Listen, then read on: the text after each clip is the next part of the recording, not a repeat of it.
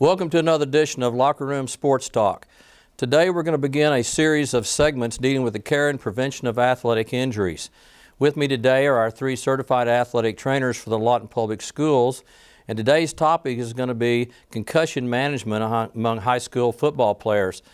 And we'll start down to my immediate left is Mike Garza from MacArthur High School, David Stanley from Lawton High, and Scott Buer from Eisenhower High. Let's start with you, Mike, and if you would just give us a brief synopsis of your resume, and then we'll talk about concussions. Well, as you said, I am the athletic trainer at MacArthur High School. This is my 22nd year being involved with MacArthur Athletics. I graduated from Cameron University and was able to get hired on right after college, and I've been a Highlander ever since. Great.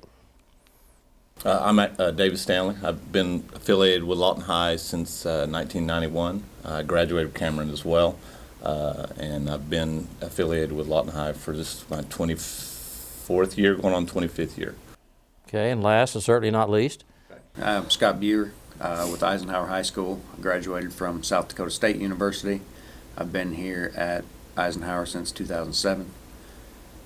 All right, guys, let's get started directly into our topic, concussion management. Concussions, NFL, there's lawsuits about the effects of concussions. The state of Oklahoma and the NCAA are becoming more cognizant of the fact that this is a definite issue. So give us a little bit of an idea of how we manage and control the concussion of a young athlete. Well, we try to, first of all, we're very thankful that we have our team physicians at each school. So we're in a little bit of a better place than most schools would be. I think what we try to do on a basis when the injury occurs, we give a 15-minute window that we have the student athlete sit out of the activity, and we try to determine in that first 15 minutes the severity possibly of the injury itself. I think after that 15 minutes, there's a series of tests that we can administer neurologically, physically, and these guys will probably speak a little bit about that. But that's the foundation right there initially. Recognize that the kid is having issues, and then we take that immediate first step. I think one thing that's unique and beneficial to the Lawton Public Schools with regards to us three is that we're there every day, and we know the kids and we know their personalities. So when a kid is concussed, especially if it's one of our kids, we can recognize some of the differences in their behaviors, and then we can address them then. And kids are more apt to open up to us and let us know when something's wrong. Before, if there's not any kind of rapport with the kids, they're just going to kind of, they're not going to let anybody know that they're hurt or had some type of a head injury. And one, because they know they're going to miss some time, and two, they don't know the athletic trainer very well. When we first started, we kind of had an outreach program where we went to a bunch of different schools in southwest Oklahoma, and we'd look at kids, and kids, they really don't open up to you and tell you all the detailed mechanism of injury or what had happened. So I think with us being at the school every day and getting to know the kids and the parents and the coaches, I think it's very beneficial to the students. Yeah, and on that, when the students open up to you, one of the harder things on concussion management is you have to go by what the students tell you. On a headache, we can't really see if they have a headache. We can't tell if they have ringing in their ears, blurry vision. With diagnostic tests, we can, see if their pupils react correctly, if their balance is on or off.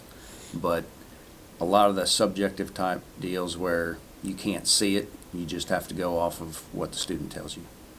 Now, am I correct in thinking that some schools, and I don't know that we do they have a series or a battery of tests they put the kids through before the season starts, and then they can compare a kid, say, on the sideline based on the test that he took in the preseason that perhaps there is an issue? There are some schools out there that there's different programs. I think one of them's Impact. There may be a couple other ones that some schools purchase to put all the students through to get a baseline before the season starts. And they can range from a 5 to 15-minute computerized deal where they have to go through and test reaction time, answer questions, things like that. And then that would give you a baseline on if they do have a concussion later on in the season that you can compare that to. I think the good thing with the impact, like he referred to earlier, is you do that test, computer test, and then you do the exact same test if a kid gets a concussion, and you see the differences in the reaction time of the test that's given. So there's actually a lot of data that you can go by to help assess the concussion and the severity. Now, when is a young man, once he's been diagnosed and he has a concussion, what's the timeline for return to contact? I think standard protocol years back used to be that generally 1 full week or 7 days after your last headache is one of the markers or the cursors that you look for that we try to base return to play on. Now with the new laws that have been mandated in the state of Oklahoma, an athlete that has concussion-like symptoms has to be released to play by a medical professional. That can be an athletic trainer, that can be his physician, that can be, that could be a healthcare provider like a nurse or a PA. So nowadays, the kid sustains a concussion in practice. I think you call the parents, you inform them of what's going on. That said kid can go to his doctor the next day, and the doctor puts that kid through his test, his standards, and if the doctor feels the kid is fine, the doctor could release him that day. It's totally based on the physician's or the healthcare provider's findings. And so again, I refer back to being fortunate to have the team doctors that we have. Lawton Public Schools helping us out, Dr. Dan Horton, Dr. Michael Ramos, Dr. Constance, and those guys are on the sidelines with us every Friday, Thursday night. Those guys are at the injury clinic on Saturday mornings. Those guys are a phone call away Monday through Friday if we need to send an athlete to. And it's something that we can fall back on here in Lawton. We've been doing what the state is mandating everyone else to do. We've been doing that here for years already. We're already putting the kids' health first and making sure that they're seen by a physician and cleared by a physician. We're not involved in clearing that athlete from a concussion, and I think that's important in the kids' well-being and the parents' peace of mind.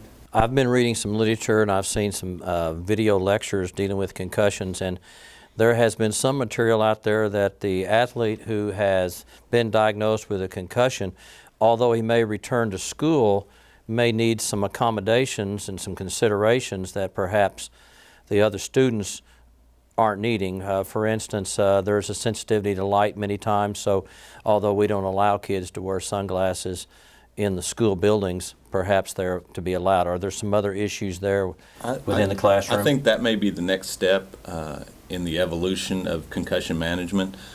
I think physically we've addressed return to play, and when I say play, I mean return to a collision sport safely. I think the thing that needs to be addressed, and it has been other places, but return to the classroom is going to be the next big push.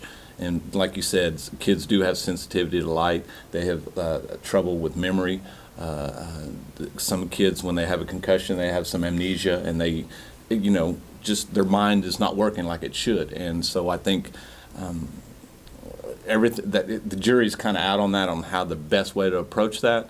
But I think that may be the next step in the evolution of how we treat concussions as a whole, and not just the physical findings of the actual concussion, but the kids need to succeed in the classroom as well, and I think that needs to be addressed.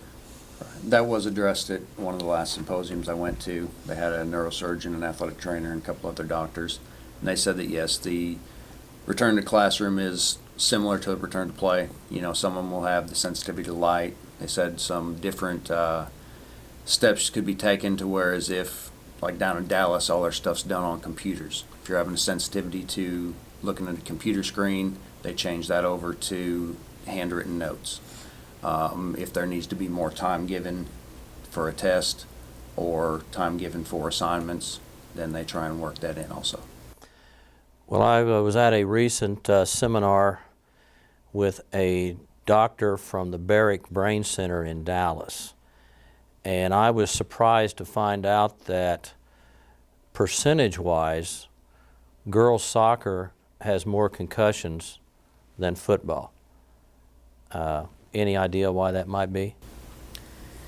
It'd kind of be some of the same on why there's more possibility for the youth. As far as the female athlete goes, the neck muscles aren't quite as developed as a lot of the males. Of course, there's always your exception on those. But in the most case, the female athletes aren't quite as strong and the muscles aren't quite as well developed. And this can trickle down to our Little League football players also. I also was surprised to find out that it actually takes less impact for a Little League football player to maybe receive a concussion, and it went along the same lines as the girls soccer players because they haven't developed the neck muscles, so a less amount of force can jar the head a little bit more and they end up getting concussed. So that brings up another deal with football, proper fitting of helmets.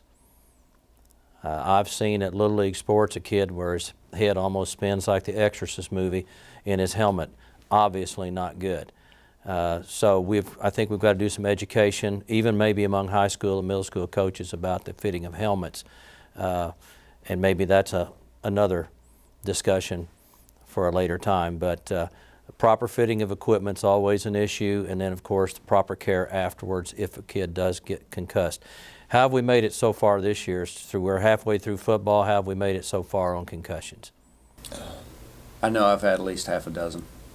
I haven't had any, knock on wood. I sent a freshman home yesterday with one, as a matter of fact, and I think I've only had one other incident. And one issue that I have with a lot of our football players, and it seems to be growing every year to me, is their mouthpieces. Those mouthpieces, yeah, they seem trivial, but it's also something that can help you to some extent absorb the blow. And I think recent studies out there have shown that when it comes to helmets, I think all helmets are made the same. There's not one helmet that is guaranteed to reduce your concussions by 30%, like some of the literature might say that's trying to sell you a helmet. So teaching these kids proper tackling technique and making sure that they have a form-fitting helmet and a great mouthpiece and they're using them properly, I think is crucial in the battle. Well, it appears that we've obviously come a long ways from when I was in high school, and it was how many fingers am I holding up and sniff on an ammonia capsule, and if you could guess how many fingers were showing plus or minus one, you were good to go again. And we've taken the responsibility off a coach who obviously wants his star athlete on the field, so we've now taken that responsibility away from him and putting it in the hands of the trained professional, so to speak. So we've come a long ways. Well, that's going to end this segment on care and prevention of sports injuries. This is just the first in several segments dealing with that topic.